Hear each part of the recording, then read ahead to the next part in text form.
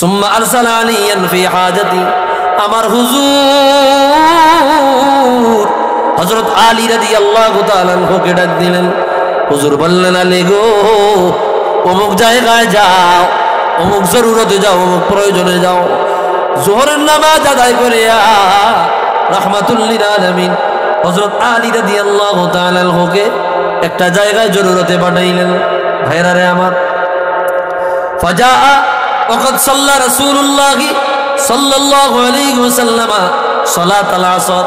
হযরত আলী যোহরের নামাজ পড়িয়া হুজুরের প্রয়োজনে বের হইয়া গেল। হুজুরের প্রয়োজনে বের হইয়া আস্তে আস্তে দেরি হইয়া গেল। ও বন্ধুরে, হুজুর আমার এই দিক দিয়া খাইবারের যুদ্ধে, খাইবারের জায়গায় রাহমাতুল লিল আলামিন আসরের নামাজ পড়ে ফেললেন। হযরত আলী কিছুক্ষণ পরে আসলো, আসিয়া ফাওয়াদা আরসাহু ফি হিজরি আলী রাহমাতুল লিল আলামিন। হযরত আলীকে বলল, আলী গো, তুমি বসিয়া যাও। আমার আলী রাদিয়াল্লাহু আনহু বসিয়া গেল। রাহমাতুল লিল আলামিনের মাথা মোবারক হযরত আলী রাদিয়াল্লাহু তাআলা ওনার কোলের মধ্যে লাগায়া রাহমাতুল লিল আলামিন ঘুমায়া গেল। আল্লাহু আকবার। ভাইরা রে আমার, ফাওয়াদা রাসাহু আলা হিজরি আলী। হযরত আলী রাদিয়াল্লাহু তাআলা ওনার কোল মোবারকে ঘুমায়া গেলেন। যেমনটা করলেন হযরত আবু বকর রাদিয়াল্লাহু তাআলা আনহু কোলে। সুবহানাল্লাহ বলেন।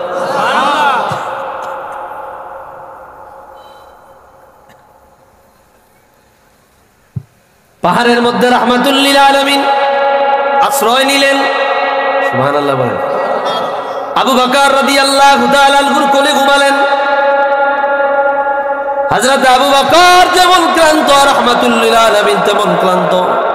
আমার হুজুর যেমন ক্লান্ত, আবু বকরও তেমন ক্লান্ত। রাহমাতুল লিল আলামিন আবু বকরের কোলে ঘুমায়া গেল। স্পষ্ট ইমামে কুস্তুল্লানি আল মাওয়াহিবুল লাদুন্নিয়া বিল মিনাহিল মুহাম্মাদিয়া এই কিতাবের প্রথম খণ্ডের মধ্যে বয়ান করলেন। সুবহানাল্লাহ বলেন না। আবু বকর সিদ্দিক রাদিয়াল্লাহু আনহু নিজের জামা মোবারক টুকরা টুকরা করে পাহাড়ের ভিতরে গর্তগুলো মুছায়া দিলেন, যাতে করে কোনো সাপ বিচ্ছু আসিয়া হুজুরকে দংশন করতে না পারে। বন্ধুরে, একটা জায়গা খালি রয়ে গেল, ওই জায়গায় আর কাপড় দিতে পারলেন না, কাপড় শেষ হয়ে গেল। হযরত আবু বকর নিজের হাত মোবারক ঢুকাইয়া দিলেন। ওই গর্তের মধ্যেই ছিল একটা বহু পুরানো বিষধর সাপ। ওই সাপটা ওই গর্তে থাকার কথা ছিল না। স্পষ্ট বয়ান হয়, পূর্বের যুগে কোন এক নবীর কাছে এই সাপ বয়ান শুনেছে। রাহমাতুল লিল আলামিন এই পথ ধরিয়া মদিনায় হিজরত করবে এবং এই পাহাড়ের মধ্যে আশ্রয় নেবে। ওই সাপ আল্লাহর কাছে বলেছে, আল্লাহ গো, যতক্ষণ পর্যন্ত আখিরুল আম্বিয়ার জিয়ারত আমাকে না দেবা, ততক্ষণ পর্যন্ত তুমি আমি সাপের মৃত্যু দিও না। সুবহানাল্লাহ বলেন না। আল্লাহ তাআলা তার দয়া কবুল করলেন, দোয়া কবুল করলেন। হযরত আবু বকর হাত যখন ঢুকায়া দিলেন, সাপ রাহমাতুল লিল আলামিনের জিয়ারত না পাইয়া আবু বকরকে দংশন করলেন। বন্ধুরে, হযরত আবু বকর কাঁদতেছে তো কাঁদতেছে, চোখ দিয়ে পানি পড়তেছে, রাহমাতুল লিল আলামিনকে জাগায় না। ও বন্ধুরা রে আমার, চোখ দিয়ে এক ফুটা গরম পানি রাহমাতুল লিল আলামিনের চেহারা নোয়ারে পড়ে গেল। হুজুর জেগে গেল। আল্লাহর হাবিব বলল, আবু বকর কেন কান্দ? বলে, হুজুর একটা সাপ আমাকে দংশন করেছে, ব্যথার যন্ত্রণা সহ্য করতে না পারে আমি আবু বকর কান্দি, তো আমার জাগাইলা না কেন? হযরত আবু বকর বলল, হুজুর আল্লাহর বন্ধু, আমি আবু বকরের কোলে ঘুমাই, আমি আবু বকরের কোলে ঘুমাই। আমি আবু বকরের যদি মরণ হয়ে যায়, তারপরে আমি রাহমাতুল লিল আলামিনকে জাগাইতে পারি না। এটা আমি আবু বকরের শানের খেলাফ। আওয়াজ দিয়া বলি আল্লাহু আকবার। হুজুর একটু থুতু মুবারক নিয়ে আবু বকরের আঙ্গুলে লাগাইয়া দিলেন, সাথে সাথে ব্যথা ভালো হয়ে গেল। আবু বকরের কোলে হুজুর ঘুমাইলো, আমার হুজুরকে আবু বকর জাগাইলো না। সুবহানাল্লাহ বলেন। তেমনি হযরত আলী রাদিয়াল্লাহু তাআলা ওনার কোলে ঘুমায়া গেলেন। হাদিস বহু কিতাবে আসছে। আল্লামা ইমাম আবু নাঈম ইসবাহানি দালাইলুন নবুওয়াতের দ্বিতীয় খণ্ডে বয়ান করলেন। নুরউদ্দিন হাইসামি মাজমাউজ যাওয়াইদ ওয়া মানবাউল ফাওয়াইদ এই কিতাবের 11তম খণ্ডে আনলেন। জালালউদ্দিন সুয়ুতি কিফায়াতুত তালিবুল লাবিব ফি খাসাইসিল হাবিব প্রথম খণ্ডের মধ্যে হাদিস বয়ান করলেন। আল্লামা শিহাবুদ্দিন কুস্তুল্লানি আল মাওয়াহিবুল লাদুনিয়া বিল মিনাহিল মুহাম্মাদিয়া শ্রেষ্ঠতম সিরাতের কিতাব এই কিতাবের মধ্যে হাদিস বয়ান করলেন। আমার হুজুর ঘুমায়া গেল হযরত আলীর কোলে। ও বন্ধুরে, ও বন্ধুরে, রহমাতুল লিল আলামিন সরকারে দু আলম আসরের নামাজ আদায় করে ফেললেন। আমার আলী আসরের নামাজ পড়ে না। ও বন্ধুরে, ফাস্তাইকাজ রাসূলুল্লাহ সাল্লাল্লাহু আলাইহি ওয়াসাল্লাম রহমাতুল লিল আলামিন ঘুম থেকে জাগ্রত হইল। জাগ্রত হইয়া দেখে রে ফাকাদ গাবাতিশ শামসু সূর্য ডুবিয়া গেল। সূর্য ডুবিয়া গেলে পরে আমার হুজুর বলল, আলী গো আসাল্লাইতাল আসর, তুমি কি আসরের নামাজ পড়েছো? আলী বলল, হুজুর গো না না না, আমি এখনো পর্যন্ত আসরের নামাজ পড়ি নাই। বলে, কেন পড়ো নাই? হুজুর আপনি আমাকে জরুরতে পাঠাইলেন, জরুরত সারিয়ে আসতে আসতে আসর হয়ে গেল, আপনি আসর পড়ে ফেললেন। আমি আসরের নামাজ পড়তে যাব, এই মুহূর্তে আপনি ডাক দিলেন, আপনি আমার কোলে ঘুমাইলেন, ঘুমাইয়া গেলেন। হযরত আলী বলল, ইয়া রাসূলুল্লাহ, ইয়া হাবিবাল্লাহ, একদিক দিয়ে সূর্য ডুবিয়া যায়, আর একদিক দিয়ে আপনি নবী আমার কোলে ঘুমায়, একদিক দিয়ে ফরজ ছুটিয়া যায়, আর একদিক দিয়ে রহমাতুল লিল আলামিন আমার কোলে ঘুমায়। আমার ফরজ বড় নাকি হুজুরের ঘুম বড়? আমি এটা নিয়ে গবেষণা করতে লাগলাম, আলোচনা করতে লাগলাম, চিন্তা ভাবনা করতে লাগলাম। পরিসরে আমি একটা ফতোয়ায় উপনীত হলাম, সিদ্ধান্ত উপনীত হলাম, যার কারণে শরীয়ত, যার কারণে আসরের নামাজ, যার কারণে ফরজ নামাজ, তাকে তো আমি ঘুম থেকে জাগ্রত করিয়া কষ্ট দিতে পারি না। জোরে বলবেন না আল্লাহু আকবার। হুজুর, যার কারণে শরীয়ত, যার কারণে তরিকত, যার কারণে কোরআন পেয়েছি, হাদিস পেয়েছি, যার কারণে নামাজ পাইলাম, ওই নবী আমি আলীর কোলে ঘুমাই, ওই নবী আমি আলীর কোলে ঘুমাই, ওই নবী আমার আলীর কোলে ঘুমাই। আমি কিভাবে সেই নবীকে কষ্ট দিয়া, সেই নবীকে ব্যথা দিয়া, সেই নবীকে কষ্ট দিয়া হুজুরের ঘুম মোবারককে আমি বিঘ্নত ঘটিয়ে আমি আসর পড়ি। ইয়া রাসূলুল্লাহ, ইয়া হাবিবাল্লাহ, নবীদের ঘুম ঘুম না, নবীদের ঘুম ওহী। আল্লাহু আকবার। কষ্ট হইতেছে?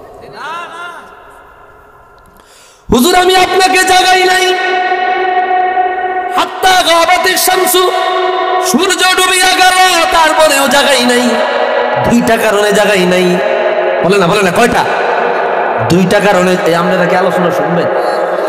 দুইটা কারণে জাগাই নাই। বলে দুইটা কারণ কি? এক নম্বর কারণ, আমার কাছে ফরজ নামাজের চাইতে আপনি নবীর ঘুম বড়।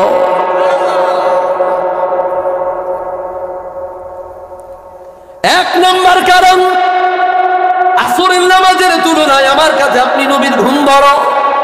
দুই নম্বর কারণ, আপনাকে জাগাই নাই, আপনি বলেছেন নবীদের ঘুম ওহী, আপনি ঘুমাইলে ওহী নাজিল হয়। আপনাকে যদি জাগায়া ফেলতাম, অথচ একটা ওহী নাজিল হইতেছে, ওহীর মধ্যে বিঘ্ন করত, হুজুর গো ওহী নাজিল হচ্ছে, এই চিন্তায় আমি আপনাকে জাগাই নাই। ও বন্ধুরে, হযরত আলী দেখলো আসরের নামাজের সময় শেষ হয়ে গেল, সূর্য ডুবিয়া গেল, সূর্য পূর্ব দিক থেকে পশ্চিম দিকে পুরোপুরি ডুবিয়া গেল, সূর্য আর দেখা যায় না। আমার রহমাতুল লিল আলামিন বলল, আলী গো, ও আলী, তুমি আমারে জানায়া দাও, তুমি কি ওয়াক্ত মতো আসরের নামাজ পড়তে চাও নাকি কাজা পড়তে চাও? আমার আলী বলল, ইয়া রাসূলুল্লাহ, ইয়া হাবিবাল্লাহ, আপনার জবান দিয়ে যেহেতু বের হয়েছে ওয়াক্ত মতো নামাজ পড়তে চাও কিনা? আপনি নবীর দ্বারা আমি আলীকে ওয়াক্ত মতো নামাজ পড়ানো সম্ভব। আপনি নবীর দ্বারা, সামনে স্টেজে আসেন, স্টেজে আসেন, আপনি নবীর দ্বারা আমি আলীকে ওয়াক্ত মতো নামাজ পড়াইয়া দেওয়া সম্ভব। জোরে বলি আল্লাহু আকবার। হুজুরকে ক্ষমতা দিয়েছেন কে? ভাইরা রে আমার খেয়াল করেন, কিচ্ছা কাহিনী বলার জন্য আসি নাই। একটি হাদিসের রেফারেন্স দিছি কমপক্ষে 8 থেকে 10টা কিতাবে, 8 থেকে 10টা কিতাবে রেফারেন্স দিছি আলেম ওলামা আছে। হুজুরের শান খুঁজে পাও না? হুজুরের শান ও মান আজমত ও ইজ্জত এত বেশি রে, এত বেশি, এটা আলোচনা করা ধরলে কিয়ামত হয়ে যাবে, শেষ হবে না। जिसका कोई सानी नहीं ओ नबी हमारा है, मुस्तफा की अज़मत का हदीना किनारा है। मारहाबा बोली। যিনি দ্বিতীয় আর কেউ নাই, যার সমমর্যাদার অধিকারী কেউ নাই, যার সমমান কেউ নাই, যার সাথে উদাহরণ দেওয়ার মতো কোনো মখলুক নাই, যার কোনো মর্যাদার সীমানা নাই, তিনি হইলেন আমার আপনার নবী। ভাইরা রে আমার, রাহমাতুল লিল আলামিন বলল, এরে আলী, তুমি কি ওয়াক্ত মতো নামাজ পড়তে চাও নাকি কাজা পড়তে চাও? আলী রাদিয়াল্লাহু আনহু বলল, ইয়া রাসূলুল্লাহ, ইয়া হাবিবাল্লাহ, আমি ওয়াক্ত মতো নামাজ পড়তে চাই। বলেন তো সূর্য কি আছে না ডুবে গেছে? জোরে কোন, জোরে কোন। সূর্য আছে না ডুবে গেছে?